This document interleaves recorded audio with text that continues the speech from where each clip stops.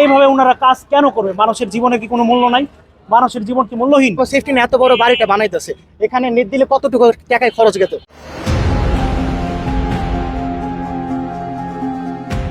কেরানীগঞ্জের আগানগর বেড়িবাঁধ এলাকায় তেলঘাট থেকে নাগরমহল পর্যন্ত প্রতিদিন কয়েক হাজার মানুষ চলাচল করে। গুরুত্বপূর্ণ এই সড়কের তেলঘাট এলাকায় কোনো ধরনের নিরাপত্তা ব্যবস্থা না নিয়ে নির্মাণ করা হচ্ছে একটি বহুতল। এতে করে চরম ঝুঁকিতে পড়েছে এই রাস্তা দিয়ে চলাচলকারী পথচারীরা। যে কোনো সময় ভবন থেকে নির্মাণ সামগ্রীর নিচে পড়ে পথচারীদের উপর ঘটতে পারে বড় দুর্ঘটনা। গত বুধবার এই ভবন থেকে বেশ কয়েকটি ইট পড়ে এমন একটি দুর্ঘটনার শিকার হয়েছেন এক পথচারী। কাজ করার সময় ভবনের উপর থেকে ইট পড়ে প্রাণে বাঁচলেও হাতে ও কাঁধে আঘাত পান তিনি। দুর্ঘটনাটি ঘটার সাথে সাথে ভবন থেকে পালিয়ে যায় কর্মকর্তারা।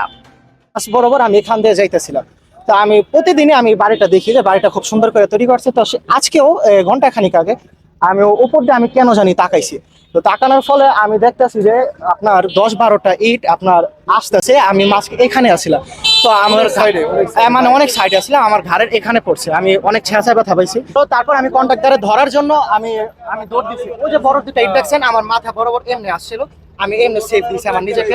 এই যে দেখেন আমি এখানেও আমার ইনফ্লামেশন হয়েছে, মেবি হাড্ডি ফাইটে গেছে। সেফটি এত বড় বাড়িটা বানাইতেছে, এখানে নেট দিলে কতটুকু টাকায় খরচ গেত?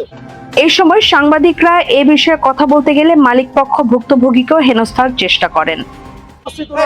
একতলা থেকে যদি একটা ইটও ফালায়, সেই ইটাটা যদি একটা যদি ইটা ফালায়ও, আপনার সাক্ষী আছে তো? সাক্ষী আপনি সাক্ষী তো আপনি নিজেই প্রমাণ দেখেন। এখন দেখেন, এখনই প্রমাণ দেখেন আপনি।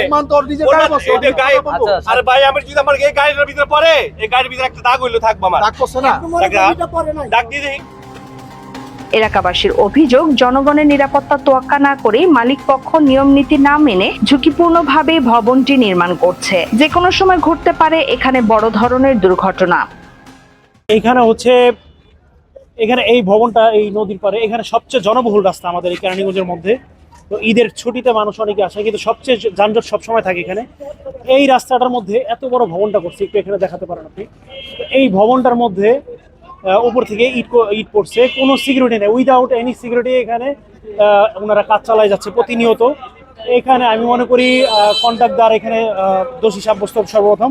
তারপর এখানে যারা সংশ্লিষ্ট আছে, যারা জড়িত আছে, তাদের সবাইকে আমি মনে করি শাস্তির আওতায় আনা উচিত, বিচারের আওতায় আনা উচিত। কারণ এইভাবে ওনারা কাজ কেন করবে? মানুষের জীবনে কি কোনো মূল্য নাই? মানুষের জীবন কি মূল্যহীন? এ বিষয়ে ভবনটির মালিক পক্ষের সাথে যোগাযোগ করা হলে তেল ব্যবসায়ী মালিক সমিতির সভাপতি GM সারোয়ার বলেন, নিরাপত্তার বিষয়টি নিশ্চিত করা আমাদের দায়িত্ব নয়। কন্ট্রাক্টর নিরাপত্তার বিষয়টি গুরুত্বপূর্ণ দেয়নি। রাজকের এখন অনুমোদন, রাজকের আগে অনুমোদন এখানে ছিল না।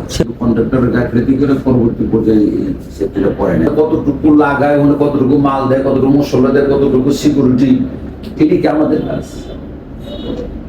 আমাদের কাজ না, এটি কাছে কন্ট্রাক্টরের কাজ, ইঞ্জিনিয়ারের কাজ। এ বিষয়ে কেরানীগঞ্জ উপজেলা নির্বাহী অফিসার মোহাম্মদ ওমর ফারুক বলেন, দুর্ঘটনার বিষয়ে একটি তদন্ত কমিটি গঠন করা হবে। অনিরাপদভাবে কেউ ভবন নির্মাণ করলে তাদের বিরুদ্ধে আইনানুগ ব্যবস্থা গ্রহণ করা হবে।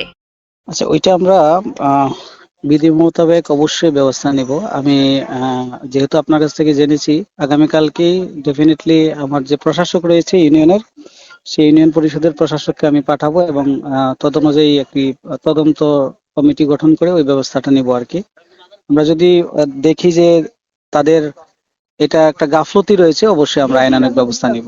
দুর্ঘটনায় এ যাত্রায় একটি প্রাণ বেঁচে ফিরলেও কোনো নিরাপত্তা নিশ্চিতে কোনো ব্যবস্থা নেওয়া হয়নি। তবে কি মৃত্যু হলেই কি টনক নড়বে সবার?